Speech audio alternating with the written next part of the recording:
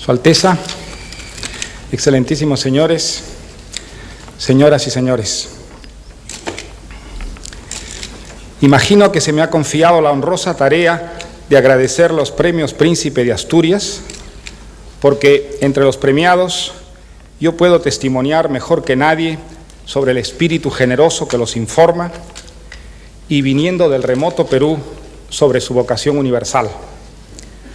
Lo hago con la modestia de vida, pero también orgulloso de compartir este reconocimiento con los distinguidos intelectuales, artistas, científicos e instituciones que los han merecido. Y feliz de hacerlo en esta tierra de Asturias, de recias cumbres y verdes campiñas, donde nació uno de los escritores que más admiro, Clarín, y que es un símbolo en la historia de Occidente de amor a la soberanía y a la libertad. Y puesto que los premios Príncipe de Asturias hermanan cada año a hombres y mujeres de España y de América, quizá esta sea una ocasión propicia para reflexionar en alta voz sobre aquel hecho fronterizo en la historia del que pronto celebraremos 5 siglos, la inserción de América por obra de España en el mundo occidental. Vale la pena hacerlo porque, aunque antiguo y sabido, es un hecho que todavía no resulta evidente para todos, ni suelen sacar de él algunos gobiernos y personas las conclusiones que se imponen. Españoles e hispanoamericanos vivimos 300 años de historia común y en esos 3 siglos la tierra a la que llegó Colón desapareció y fue reemplazada por otra sustancialmente distinta.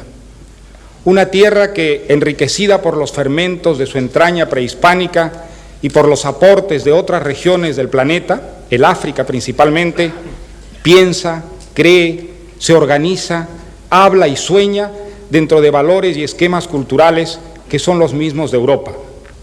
Quien se niega a verlo así tiene una visión insuficiente de América o de lo que es el horizonte cultural de Occidente.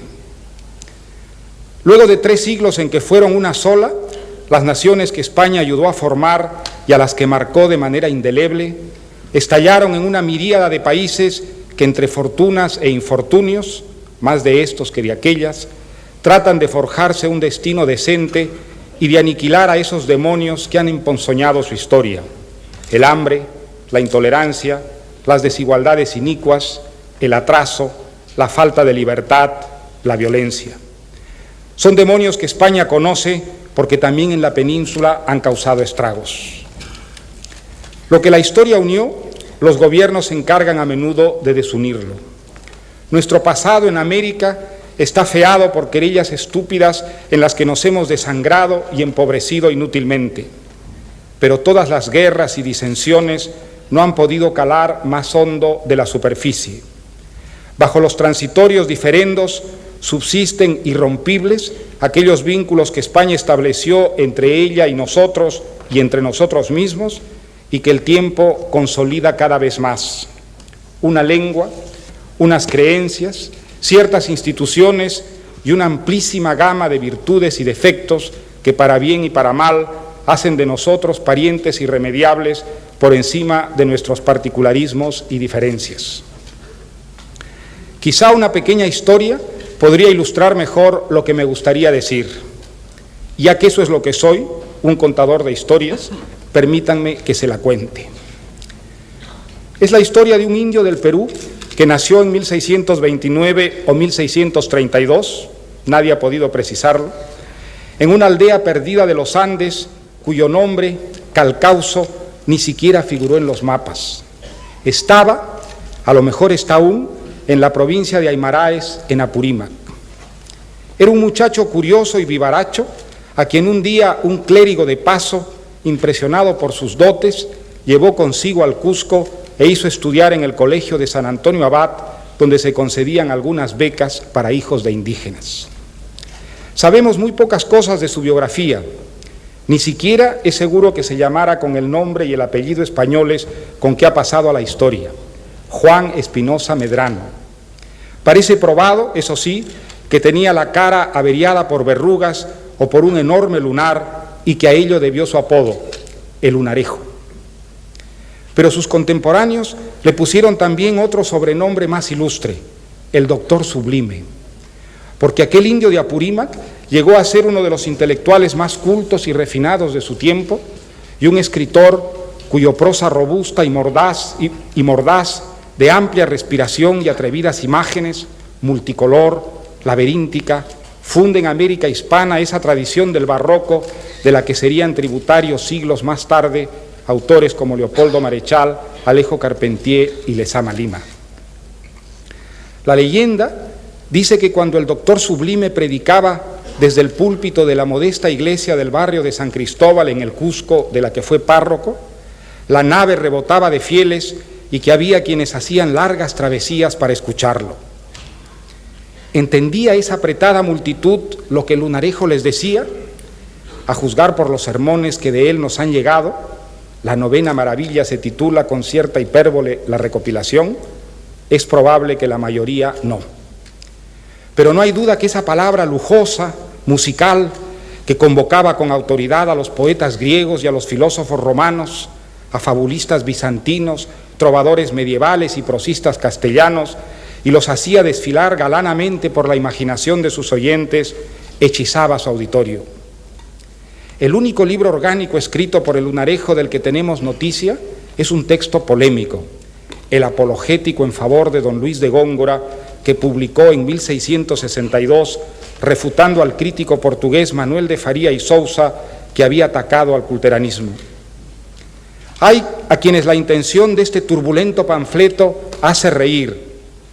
¿No era patético que allá, tan lejos de Madrid y tan fuera de tiempo, ese indiano se empeñara en intervenir en una polémica que aquí en Europa había cesado hacía varias décadas y cuyos protagonistas estaban ya muertos? A mí, el anacrónico empeño del curita cusqueño, lanzándose desde su barriada andina a reavivar esa extinta polémica, me conmueve profundamente, porque en su texto erudito, belicoso, atiborrado de pasión y de metáforas, hay una voluntad de apropiación de una cultura que adelanta lo que es hoy intelectualmente América Latina.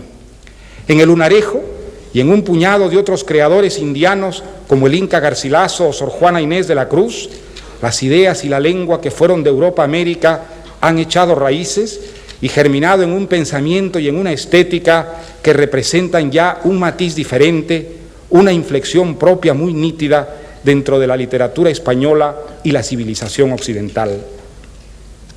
En el apologético en favor de don Luis de Góngora, el Lunarejo cita o glosa a más de 130 autores, desde Homero y Aristóteles hasta Cervantes, pasando por el Aretino, Erasmo, Tertuliano y Camões. Las citas cultas eran un ritual de los tiempos, como rendir pleitesía al cielo y a los santos.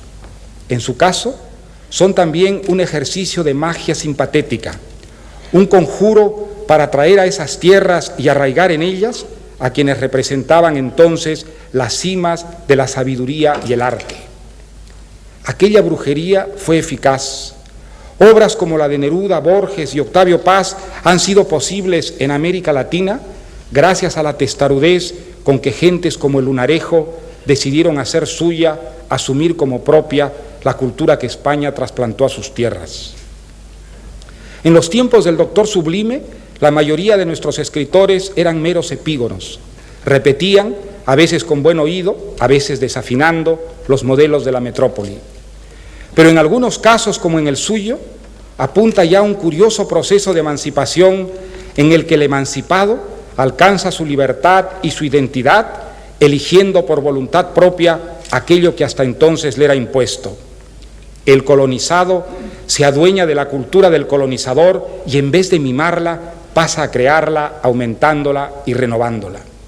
Así, se independiza en la medida que se integra. En eso consiste la soberanía cultural de Hispanoamérica, en saber que Cervantes, el Arcipreste y Quevedo son tan nuestros como de un asturiano o un leonés, y que ellos nos representan tan legítimamente como las piedras de Machu Picchu o las pirámides mayas. Aquel proceso fue extraño, sinuoso y sobre todo lento.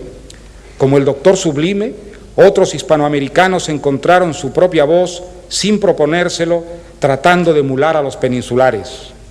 En el Lunarejo, la inventiva y el brío verbal son tan fuertes que rompen los moldes estrechos y rastreros del género que escogió para expresarse. Su apologético no es tal, sino un poema en prosa en el que, con el pretexto de reverenciar a Góngora y vituperar a Faría y Sousa, el apurimeño se libra una suntuosa prestidigitación. Juega con los sonidos y el sentido de las palabras, fantasea, canta, impreca, cita y va coloreando los vocablos y los malabares con un deje personal. Al final, no vemos en su texto una reivindicación de Góngora y una abominación del portugués.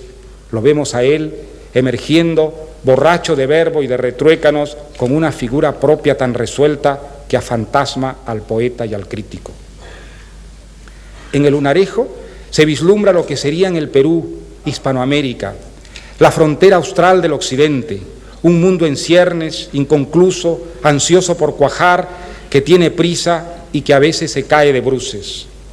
Pero la meta final de esa carrera de obstáculos en que está América Latina es clarísima y nada nos ayudaría tanto a alcanzarla como que Europa Occidental entendiera que nuestra suerte está unida a la de ella y que el anhelo de nuestros pueblos es lograr sociedades prósperas y justas dentro del sistema de libertad y convivencia que es la más grande contribución de Occidente a la humanidad. A lo mucho que nos unió en el pasado, hoy nos une a españoles y a hispanoamericanos otro denominador común: regímenes democráticos, una vida política asignada por el principio de la libertad.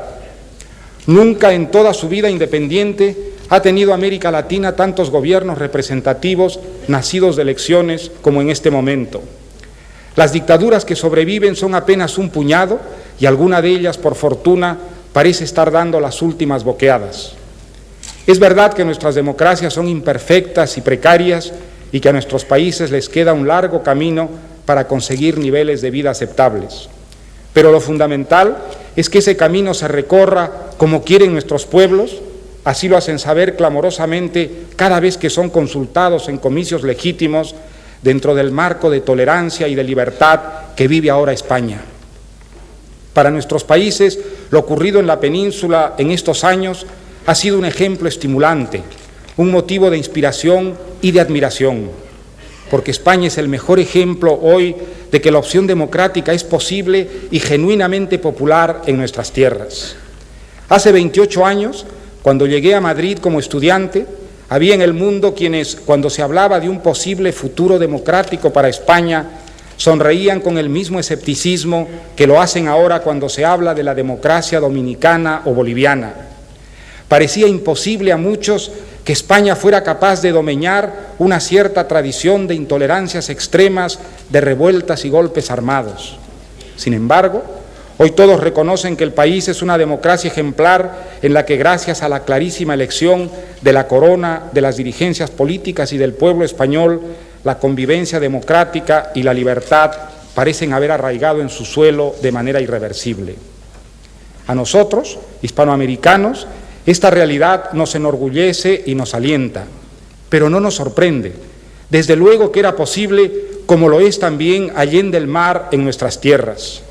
Por eso, a las muchas razones que nos acercan, deberíamos decididamente añadir esta otra: la voluntad de luchar hombro con hombro por preservar la libertad conseguida, por ayudar a recobrarla a quienes se la arrebataron y a defenderla a los que la tienen amenazada. ¿Qué mejor manera que esta de conmemorar el 5º centenario de nuestra aventura común? La palabra hispanidad exhalaba en un pasado reciente un tufillo fuera de moda, a nostalgia neocolonial y a utopía autoritaria. Pero atención, toda palabra tiene el contenido que querramos darle. Hispanidad rima también con modernidad, con civilidad y, ante todo, con libertad. De nosotros dependerá que sea cierto. Hagamos con esas dos palabras, hispanidad y libertad, las piruetas que le gustaban a Lunarejo. Juntémoslas, arrejuntémoslas, fundámoslas, casémoslas y que no vuelvan a divorciarse nunca. Muchas gracias.